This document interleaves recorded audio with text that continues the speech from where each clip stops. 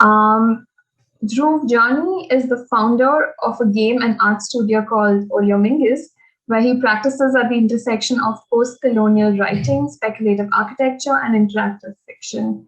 He uses game to study colonial power structures and the histories that they occlude, and how hypertext might be used to pollute a single reductive record of the past or of a people.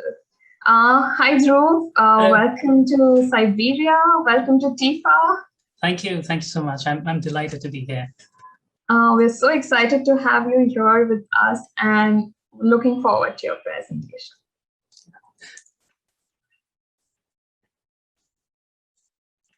Can you see my screen? Yeah, we can. 1 second. Hello, I'm Dhruv. My pronouns are he and him, and I practice at Oleomingus, a game and arts studio where we study post-colonial writing in the form of video games. And if you would like to follow along, you can find a transcript of this presentation via a link I just copied into the chat.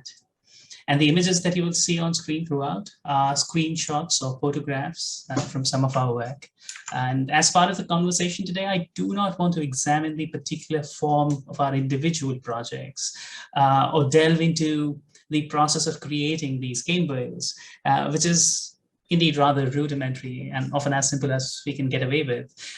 Instead, I want to examine the broader mandate within which we practice and the nature of interactive fiction and anti-authoritarian historiography that our works might contribute towards.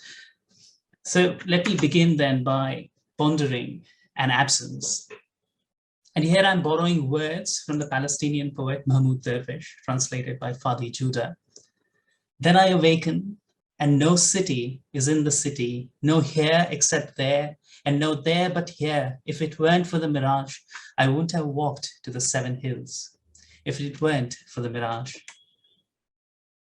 We seek the seeker of this mirage in our practice, and a lot of our work is an attempt at pondering the myriad forms of absences, an attempt at ruminating the shapes of incomplete histories and lost repositories, effaced archives and ruined monoliths, the absent bodies, the missing voices, the detritus of progress. An absence is a dangerous idea in history because it invites doubt, celebrates mortality, and encourages a want amidst our certitudes. It is the first counterfeit of time and a forgery of reality itself. For an absence is always a yearning for what ought to be, but is not there. It is at this yearning that I try to practice, a hopeless yearning for the small voice of grief and protest, of resistance and grace, and the mute echoes of a generous past, yearning for a concrete sense of reality and an unassailable security of belonging. Yearning for a certainty that is constantly challenged by how places and bodies are so profoundly dislocated within a video game as we start to extrude beyond the pixel-thin boundaries of the material world and its analog histories. With our work at Oleomingus, I want to ponder the changes brought to our notions of nationhood, belonging, and identity by recording our lives in the form of hypertext, and how the bifurcated form of interactive fiction might lend its generous confusion to the entangled practices of repair, protest, and reparation. Interactive fiction, amongst other similar forms of agodic literature, introduces not just a reader's agency, but also a reader's labor in the assembly of meaning. And we seek to study such labor, to provoke a reanimation of histories that are ravaged by forces of time and authority.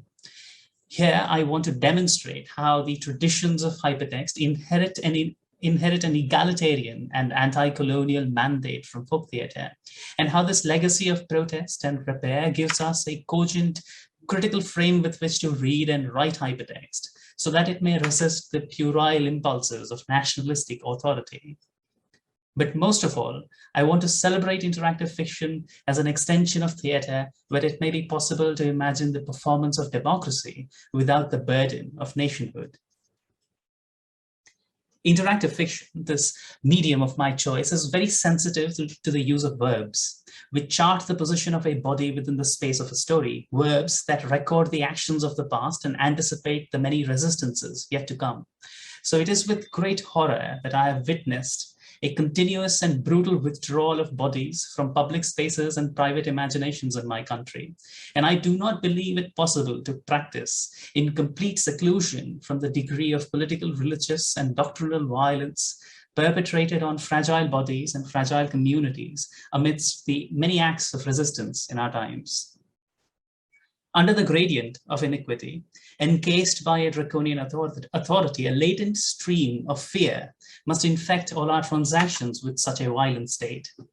And it is amidst such fear that I find the very mandate of a generous history being systematically repudiated. Fear, after all, is the precise scale on which to trace the contours of belonging. How afraid you are as a citizen and how tenuous your claim to society is measured by the extent of your transgressions against the imagined boundaries of a nation. It is at this intersection of belonging and fear that we locate one of our works, The Indifferent Wonder of an Edible Place. Originally created as a commission for the Phoenix Gallery in Leicester, adapted for the notes in the Margins of History exhibition at Chicago, and eventually translated into an intimate tale, it is a study of the violence of completion, of edible history and perforated reality. Written in the immediate aftermath of the Ayodhya verdict, Edible Places is a game about masticating the detritus of a town as you consume the last standing tower in Matsyapur. It tells the story of a municipal building eater who has been employed under the Pradhan Mantri Imarat Bhakshak Rozgar Yojana so that he may consume the last remaining traces of a standing structure in a town that is condemned to be removed from history. It ponders the violence of erasure and the profound grief of surviving at the edge of despotism when places of entangled heritage are willfully effaced, and it infects an absurd tale of a private grief with the latent fear of a draconian state. When I speak of fear, I speak of the fear of those who inadvertently imagine history beyond a single dominant narrative of our past. I speak of the fear born of state-sanctioned violence conducted beyond the shrinking border of our collective attention span. I speak of a violence that happens to the others in the darkness of some internet blackout, a violence that happens to those who dare challenge their lands being taken, their languages appropriated, their bodies exiled, and their stories apportioned.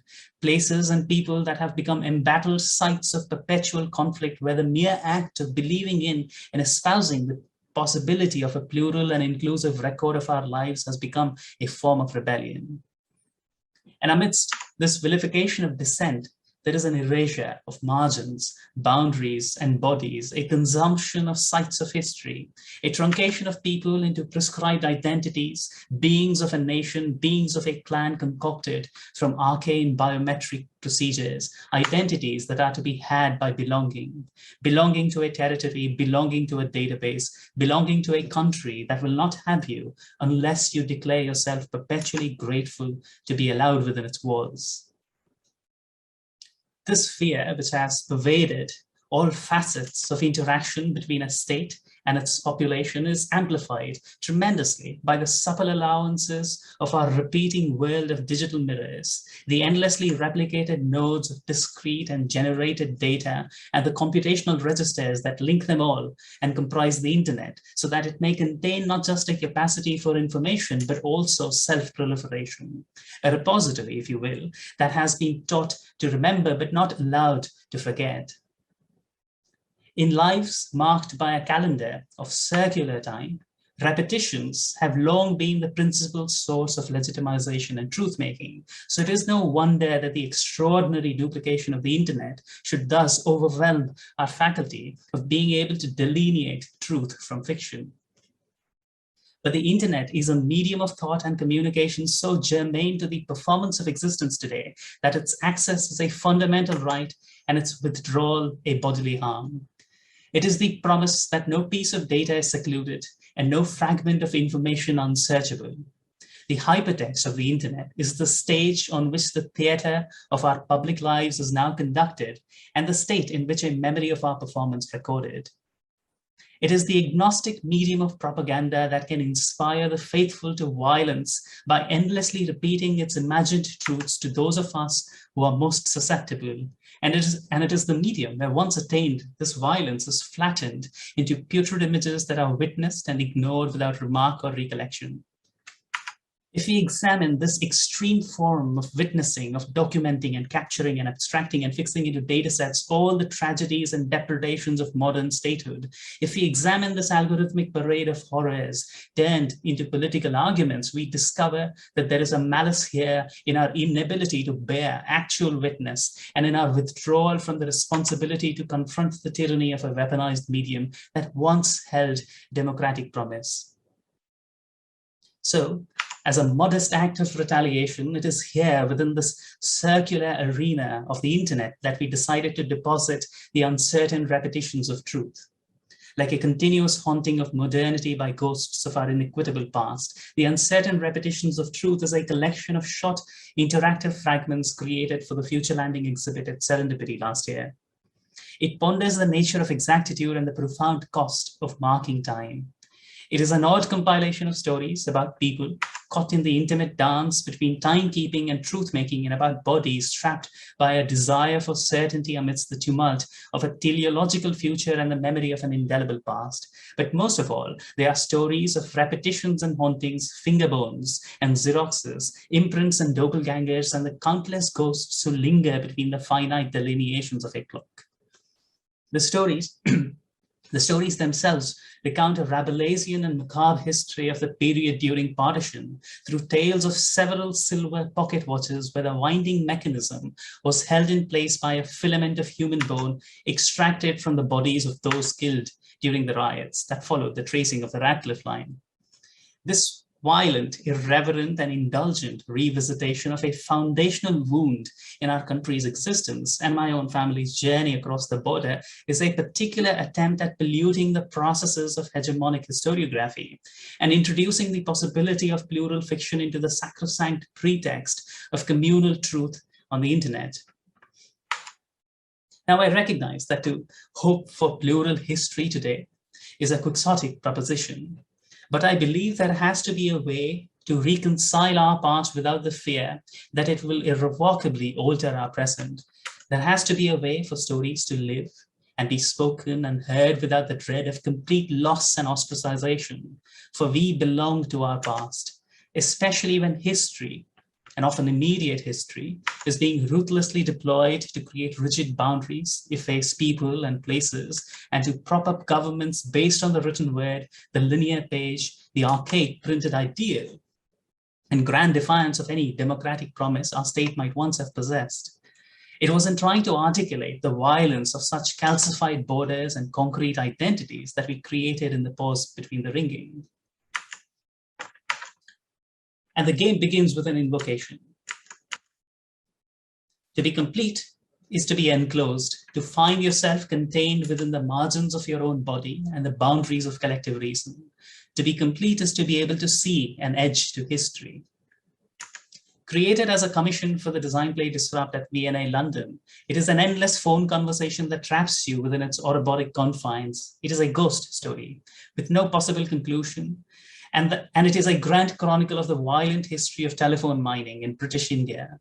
Set around the time of the annexation of Sindh, it is the story of the town of Telephone Nagar, a mining town in the folds of Western Ghats where giant monolithic telephones were once extracted by armies of elephants from the burning bakelite pits, much the same way our mobile phones are made today, I suppose.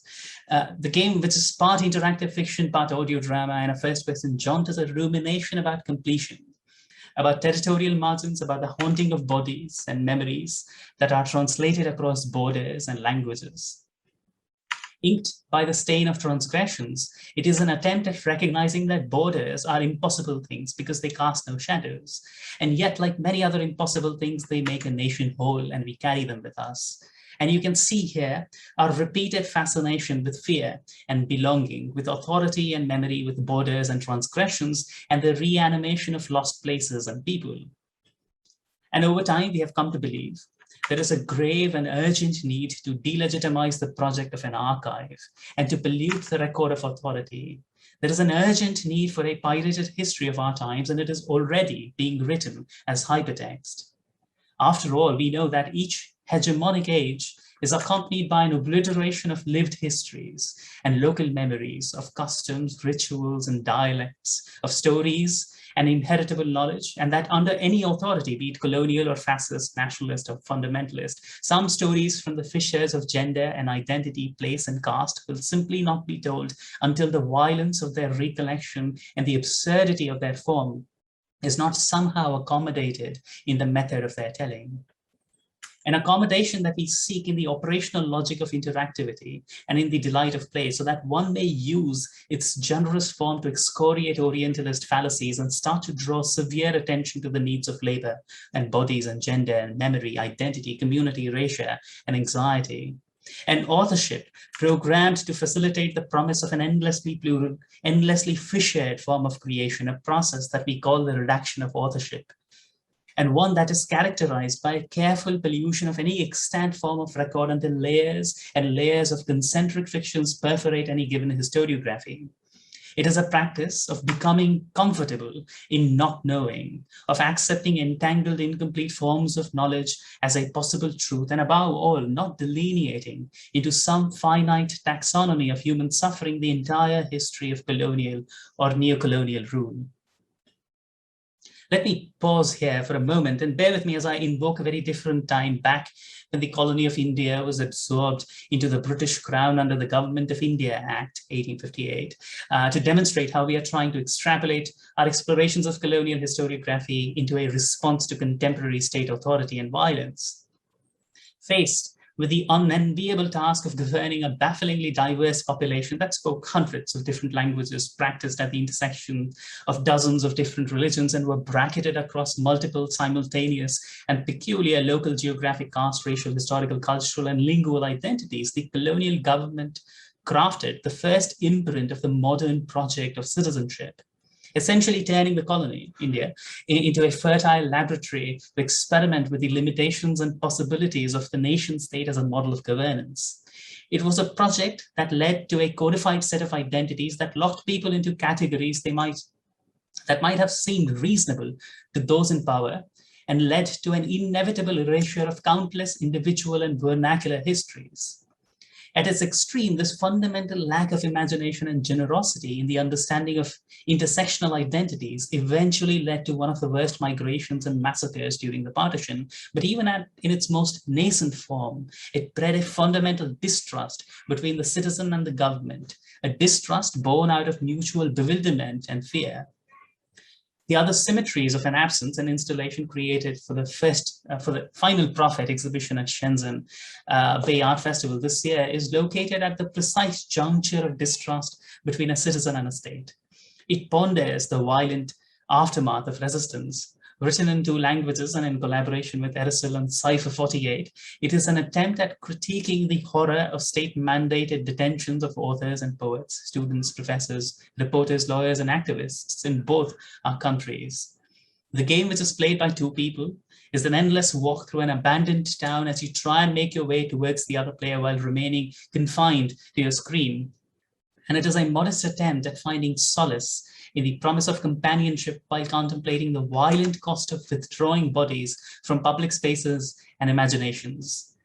It ponders notions of protest and disillusionment within the roil of a political agitation against an unjust and retaliatory state. And at the heart of the tale, and its only glimmer of hope, is the invocation of the wonderful and eclectic traditions of anti-colonial protest that have emerged over and over again to confront such autocracy. In the late 1800s, these traditions were the traditions of street theater and vagabond performances, of folk theater and nukkad nataks and notankis and bawais and yatra performances and tamashas, and countless other such traditions steeped in ideas of disguise and duplicity, intersectional identities and role play, because they happen to be located precisely at the point of discomfort between the definitions of a state and the desires of an individual. After all, identities are at the heart of any communal truth or any historiographic process. and the revealing of an identity to be recognized by the state as a citizen, while also hiding an identity to maintain solidarity against the state, had become the inevitable dance of citizenship in colonial India as its denizens began to agitate against their rule. Here, the very performance of citizenship turned into a pantomime, as it always does when authority or capital or surveillance invades into the most private sectors of our being. And traditions of becoming other people, traditions like Behrupia's, for example, became the vectors of irreverent political discourse and a collective awakening of political consciousness. The insularity of such pantomime certainly enabled its rejection of authority to proliferate unhindered, but the one structural conceit that allowed the medium to become a powerful tool of protest was its redaction of authorship. Most such folk performances were mediated by Sutradhar, who here eclipsed the author in how the play was restructured to suit different audiences or other local concerns. And all hypertext, I would argue, is beholden to this practice of reinterpretation of authorial intent, where the stories are written by nobody or everybody, and where the author is replaced by an ever-changing Sutradhar in the form of a reader, a player, a redactor, or an actor creating stories without authors. Because it is this redaction of authorship, this abrogation of authority, which makes many of folk tales and forms of street theater, protest songs and songs of labor, etiological tales and myths, delightful, disaggregate, inclusive methods of record, tools of dexterous cunning, tools of elliptical time, and of repetitions of what we like to call concentric fictions. Fictions found in various forms and adapted to various tellings and various seasons and various purposes, and the only narratives that can recollect the violent, volatile, and contested histories of our time in a surprising and sympathetic manner, and confer upon us a negotiated and plural sense of belonging that a nation itself can never grant. And here the legacy of folk theatre becomes apparent. A game, after all, is the apotheosis of becoming somebody else, a form of being that makes it evident that all truths and identities are always assemblages, uncomfortably put together, ever-changing collages of ideas about who we are allowed to be and who we once identified as. And to be complicit in the creation of such multitudinal identities is the simplest way of ensuring that power or authority have a limited role to play in the record of our lives. It is in search of sites of such future plurality that I try to practice. A practice full of hauntings, like an illegal crossing of body and language across territories and time, a process that often leaves me porous and susceptible to the various histories of our lives. For I believe that to confront histories, to know that our ability to remember has been polluted, it is to discover that there is an infection of certitude and a weakening of privilege, because any single history is always a vacuous record. And it is these endless perforations in memory which make all history bearable.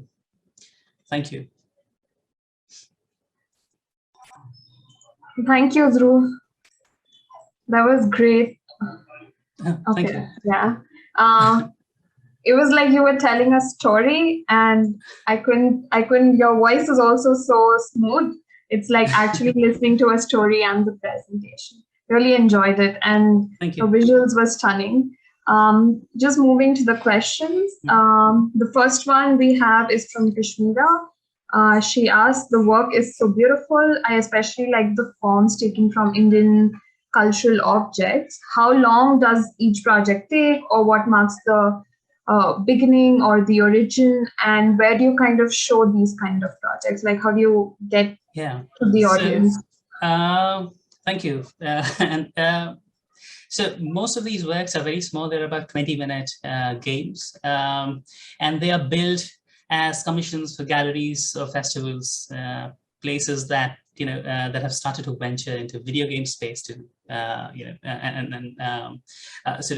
and other similar connected art spaces. Sometimes some of our projects will then percolate onto the internet as well, if there is a single player iteration of the project that we end up with, and then they are freely sort of released on indie gaming sites like itch.io or Steam, where they are available for anybody to download and play on their computers.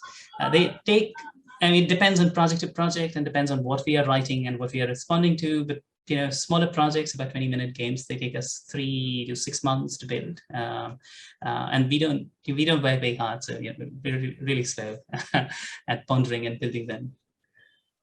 Yeah, but I think like with these I think there's also a lot of research probably that's involved with the fiction writing and getting all these references. Because it is a nested series of fictions, and we have to be careful about where we want to intervene in actual historiography.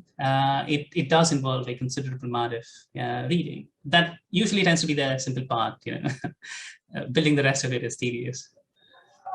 Okay, the next question we have is, how do you tackle the idea of a player in your game world or your narrative? So we are very suspicious of a player, and we are very hesitant about the idea of interaction, partly because I do not believe we have adequate vocabulary to understand how fundamentally interaction dislocates our relationship with the written word, with the spoken word, and images. So our games are as little interactive as we can possibly get away with. And the interaction that is then embedded is the bit that absolutely has to be there. Usually we work with first-person games, so the player cannot see themselves. And though they are conscious of a body, it is also ethereal to a certain extent. But we've started to dabble with third-person perspectives with cameras really far away, so the player is just a few pixels on the screen. And that is also an interesting, diminishment of bodies in some ways. Okay, Sebastian Crack, who's also our speaker today, has an interesting question to ask you. He says, super inspiring, thank you. I loved your references to street theater and issues around public space politics. Did you ever make work that directly intervenes back into public spaces? We have been, so recently we collaborated with a theatre group in Bangalore, Indian ensemble, and they were working on a project that was meant to be played as a board game on dried out lakes, where the board game was about the politics of revival of lakes, and all the stakeholders involved. The pandemic sort of scuppered the project, and eventually became something that was part online and part performance. But we have occasionally dabbled at the very fringe of our practice, in working in actual spaces, but not as much as we've spent time, just digging into books and old histories. Also, I wanted to add for our attendees that I've been to the Studio Oleomingus website, and you can actually go into their worlds that they have put up on their website. So if anyone's more curious, I recommend doing that. It's a lot of fun. Dhruv, last question. What video games are you playing these days, and what are you currently reading? I'm not playing very many video games. I'm still trying to catch up with the whole host of indie games that come out of Amaze every year. I've been playing a lot of board games, mostly old Stefan Feld work, trying to catch up with his old Ouvre, Bruges, and Notre Dame, stuff like that. Reading. There's this book I've been reading, Neither Settler Nor Settled, Neither Settler Nor Native by Mahmoud Mamdani, which is quite remarkable in how it reframes the conversation about who gets to be a minority and how states, identify in opposition to minorities within their confines. But yeah, I think that should be very interesting for people to take a gander at. Okay, thank you, Dhruv. Thank you. It was great having you here. You can it was wonderful to be here. And probably be here with us, hang out a little bit more. Yeah. So thank you. Bye.